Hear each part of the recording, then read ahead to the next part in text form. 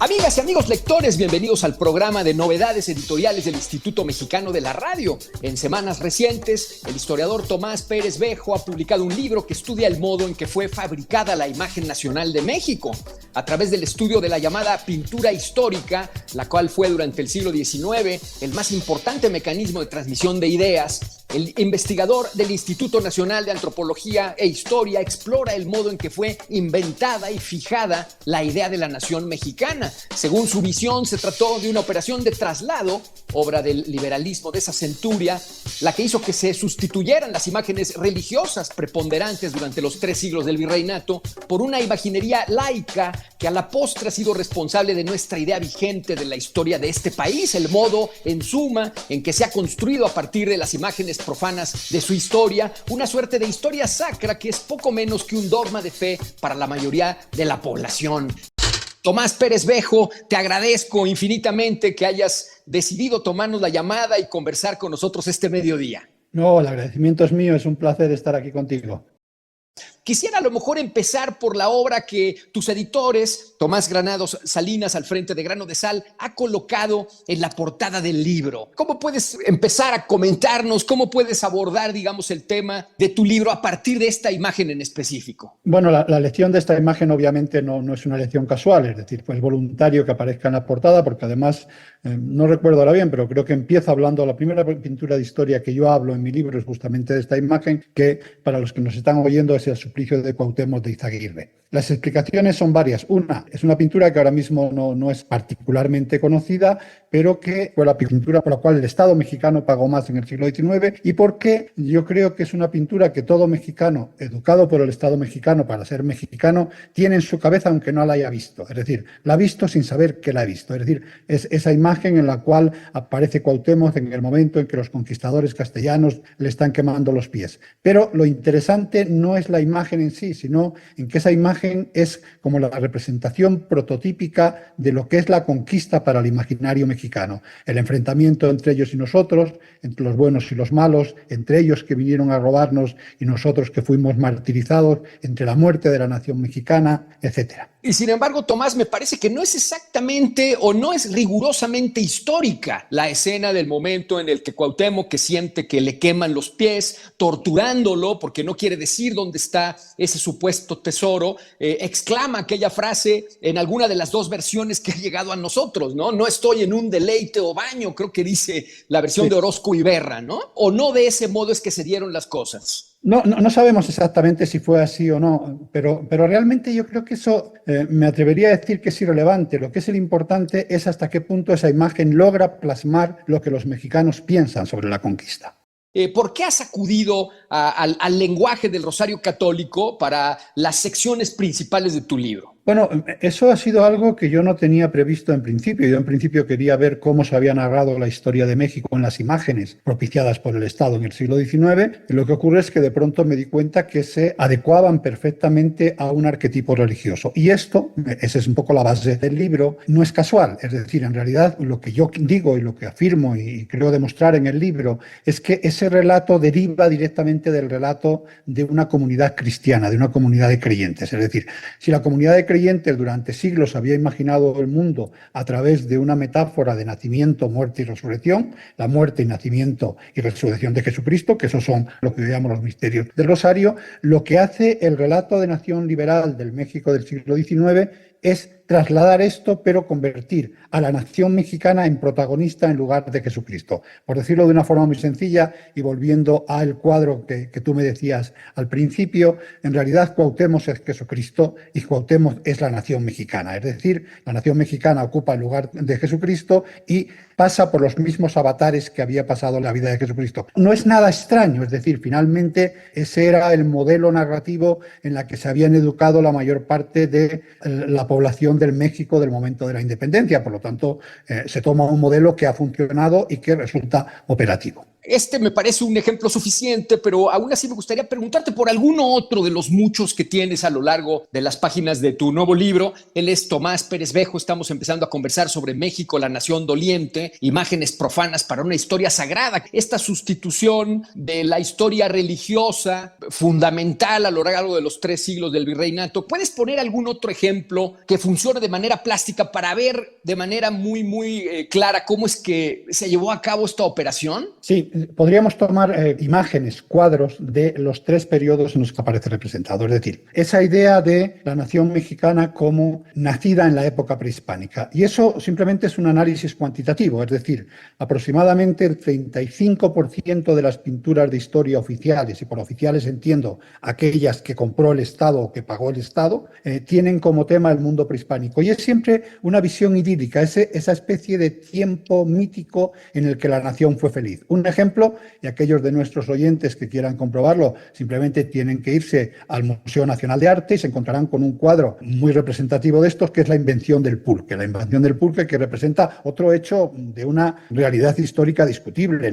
No sabemos cuándo se inventó el pulque, quién lo inventó, etcétera, pero ahí hay una leyenda que es la princesa Xóchitl, que descubre el pulque y se lo presenta al rey de Tula. Esa es, digamos, el paradigma de la imagen feliz, de esa época de nacimiento. El otro 30 y tantos por ciento aproximadamente son temas relacionados con la conquista, y esos temas relacionados con la conquista tienen siempre un carácter sangriento y doloroso. Sangriento y doloroso, por eso lo de los misterios dolorosos. Hablamos hace un momento del sacrificio de Cuauhtémoc, pero la matanza de Cholula, por ejemplo, podría ser otro ejemplo significativo. También es un cuadro que también está en el Museo Nacional de Arte, que también pueden ir a ver. Y el asunto de la resurrección, si me permites, es un asunto más complicado. Es decir, más complicado primero porque hay menos cuadros sobre la resurrección, sobre los misterios gloriosos, por decirlo de alguna manera, que sobre el nacimiento y la muerte. Esto tiene una explicación que tiene que ver también con la propia historia del cristianismo. Si nosotros pensamos en la historia del cristianismo, el símbolo en que los creyentes se reconocen no es el pesebre donde nació Jesucristo, no es la tumba vacía de la resurrección, sino que es la cruz. Es decir, parece que la muerte tiene mucho más fuerza como elemento de recuperación. Pero, sin embargo, no deja de ser llamativo esa menor presencia de la resurrección, de esa resurrección final. Yo creo que aquí hay muchos factores. Uno de ellos tiene que ver con esa idea que da título al libro, de la nación doliente. Es decir, o sea, parece que es más importante el dolor y la muerte que la resurrección. Pero tiene que ver también con el problema de cómo narrar la guerra de independencia, que no olvidemos había sido básicamente una guerra civil, y cómo narrarla de forma que pudiese ser unitaria. Esto resultó muy complicado, con lo cual, más que representar hechos de la historia de la independencia, lo que se representan son personajes de la historia de la independencia, es decir, Morelos, Hidalgo, etcétera, etcétera. ¿Por qué? Es lo que yo en el libro llamo héroes sin hazañas. Porque era mucho más fácil representar a Hidalgo en la quietud de su estudio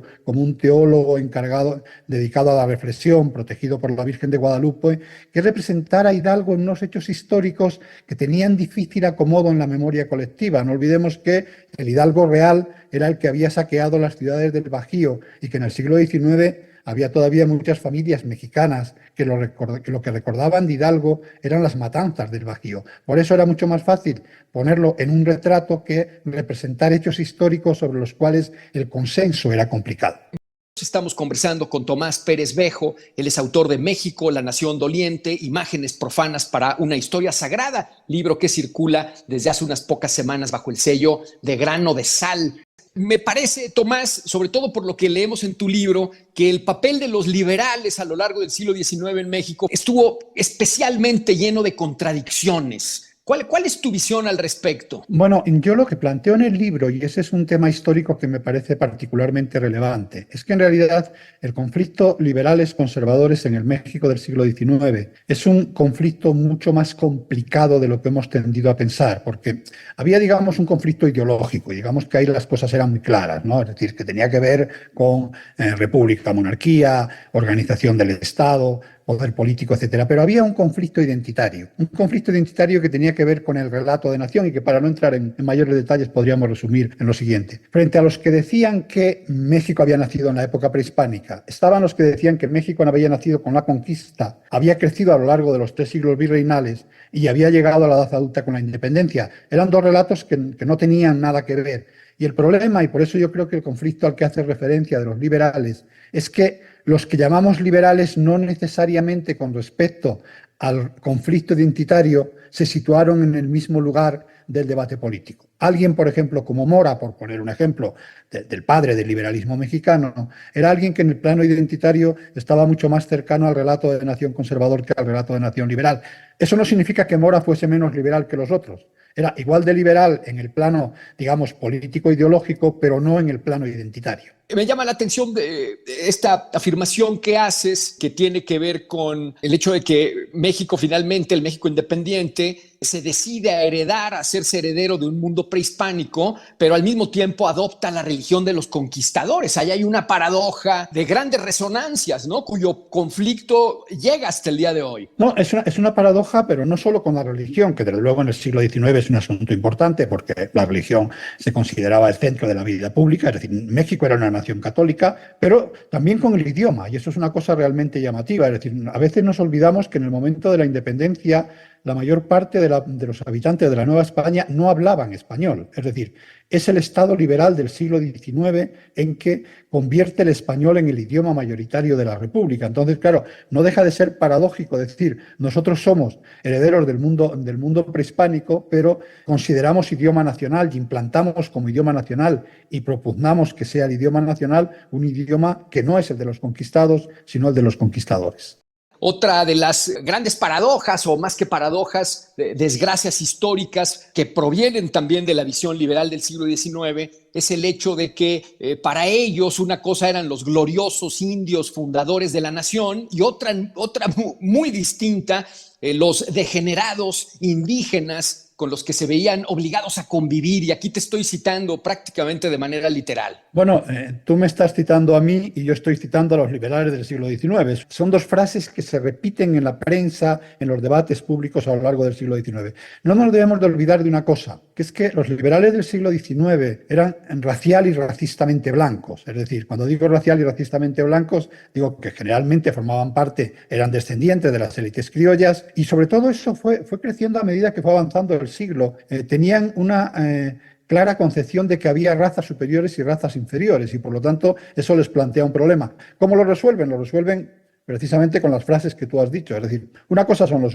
gloriosos indios del pasado, que esos son una raza superior y magnífica, y otra cosa son los degenerados indios actuales, con los cuales no saben muy bien qué hacer. Es paradójico, no saben muy bien qué hacer porque los convierten en fundamento de la nacionalidad, pero por otro lado los excluyen continuamente de la vida pública. Luego, otro aspecto que me llama la atención y que me parece que está absolutamente vigente es el hecho de convertir a España como parte del debate político mexicano en vez de un asunto de política internacional. Sí, eso es una cosa realmente llamativa. Es decir, si uno analiza la prensa del siglo XIX mexicano, el país que está más presente, por cierto, también es el que está más presente en las mañaneras de López Obrador, es España. Es decir, o sea, continuamente hay referencias a España. Uno ve los datos y dice, ¿cuántos españoles había en el México del siglo XIX? En el México del siglo XIX había 3.000 o 4.000 españoles en toda la República. Es decir, era una población prácticamente despreciable, y con España además no había grandes conflictos. Es decir, hubo el conflicto de la deuda, pero ese a mediados de siglo se había resuelto. ¿Por qué esta presencia continua de España en el debate público mexicano del siglo XIX? Porque no es un problema con España. O sea, el problema no es con España, el problema es con el pasado español de México. Te hago otra pregunta, desprendida también de la lectura de ciertas páginas de tu libro. ¿Por qué te parece, Tomás, que dejó de ser coherente con el discurso de Nación Mexicana la existencia de la estatua de Cristóbal Colón en Reforma, que fue parte de ese discurso y que fue útil para ese discurso durante largas décadas? Porque no tiene una explicación muy sencilla, es decir, o sea, Colón no tenía que ver con la conquista, Colón tenía que ver con el descubrimiento y por lo tanto tenía que ver con la idea de progreso de los liberales mexicanos del siglo XIX. Es decir, Cristóbal Colón representaba la integración de México entre las naciones civilizadas del mundo, pero no representaba la conquista. Por eso fue muy fácil construir un monumento a Colón. De hecho, no hubo un monumento a Colón, hubo varios, pero fue muy difícil construir un monumento a Hernán Cortés. ¿Y en qué momento deja de ser útil Colón? ¿En qué momento de nuestra historia reciente de pronto conviene expulsarlo del discurso público? Yo ahí lo que digo en algún momento del libro, aunque lo digo muy de pasada, es que digamos que lo que ocurre en las últimas décadas del siglo XIX y principios del XX es que lo que había sido un discurso básicamente prehispanista, pero no indigenista, y eso me interesa mucho porque no es lo mismo prehispanista que indigenista, se va volviendo más indigenista, empieza a partir de la celebración del centenario del descubrimiento de América, se va agudizando en las primeras décadas del siglo XX, y ahora en ese discurso indigenista ya no cabe tampoco Colón, porque realmente representa el triunfo de Occidente, el mal de los pueblos indígenas, etcétera. Entonces, yo creo que eso tiene que ver con esto. De hecho, es muy curioso porque, claro, cuando se quita el monumento, cuando se quita la estatua de Colón del Paseo de Reforma, si recuerdas, en un primer momento lo que se dice es que se quita porque se va a restaurar. Es decir, ni siquiera tienen tan claro que todavía se pueda quitar. Sin embargo, al final, yo creo que todos teníamos claro que nunca iba a volver a su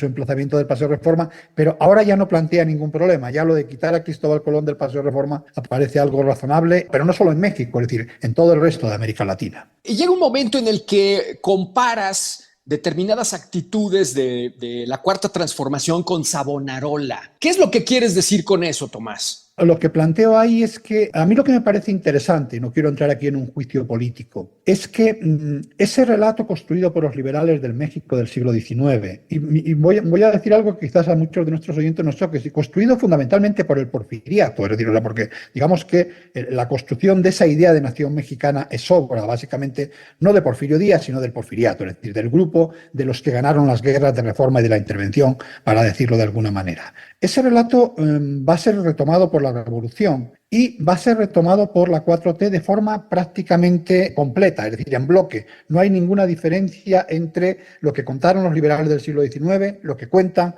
la Revolución y la posrevolución y lo que cuenta la 4T. Lo que pasa es que tiene un componente como más radical, y hablo de Savonarola en el sentido, es una licencia poética, digamos, ¿no? En el sentido de destruir las imágenes o de quitar las imágenes, y en concreto la idea de la imagen de Colón del Paseo de Reforma. Antes de preguntarte por tu visión general, la que está contenida en el título de tu libro, me gustaría que te refirieras a una o dos pinturas de tema histórico, más allá de las que hemos hablado ya, respecto a la visión que tienes en tu libro. Una obra sería El Padre Las Casas, una pintura de Félix Parra. Es una obra que yo creo que es absolutamente representativa de esa idea de la conquista como la muerte de México, un asunto paradójico al que tú hacías referencia hace un momento, que de esa visión negativa de la conquista, que en el caso del cuadro de Félix Parra, para aquellos que no lo hayan visto, pero les digo, pueden ir a verlo al Museo de Reforma, o pueden verlo en el Museo de Arte Moderno, o pueden verlo en mi libro, lo que aparece... No, además, es una imagen que circuló hace no mucho,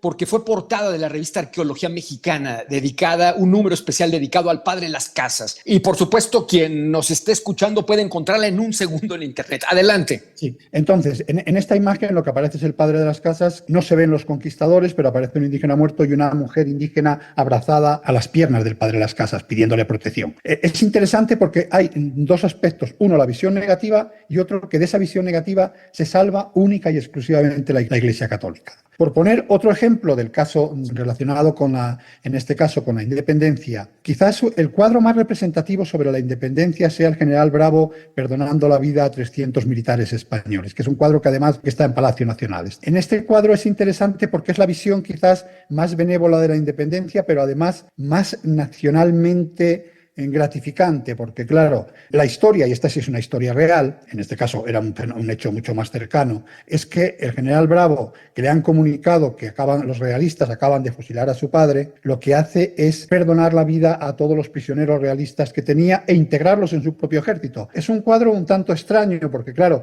si los realistas se podían integrar en su ejército, es que eran igual de mexicanos que los insurgentes, lo cual era cierto, es decir, todos habían nacido en la Nueva España, pero es representativo de esta dificultad para enfrentarse a cómo representar la guerra de independencia. Me refería yo al título de tu libro y quiero hacer una pequeña reflexión para terminar esta plática contigo, Tomás, con respecto a tu punto de llegada, cuando te refieres a esa condena muy mexicana, a esa condena de que cada generación debe plantearse las mismas gastadas preguntas, ¿no? Y a ver el pasado, nuestro pasado, como una suerte de maldición doliente. No tenemos escapatoria de ello. Hombre, yo espero que sí, que tengamos escapatoria de ello. Lo que pasa es que lo que quiero decir es que es un asunto particularmente negativo. Es decir, naciones que hayan articulado su historia como un relato religioso, ha habido muchas. México no es una excepción en este sentido. Lo que pasa es que México, y de ahí el título de mi libro, sí tiene una peculiaridad. Es que nunca se produce la resurrección definitiva. Nunca se produce la resurrección definitiva porque siempre es